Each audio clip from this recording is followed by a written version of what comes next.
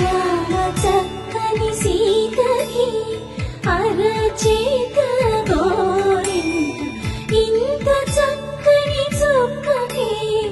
ఇంకెవరు మొగుడంట రామ చక్కని సీతకి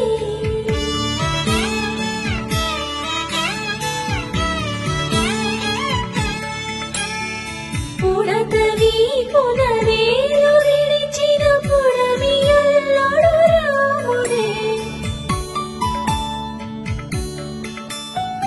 ఎడమ చేతను శివుని విల్లును ఎత్తిన రాముడే ఎత్తగలడా సీత జడ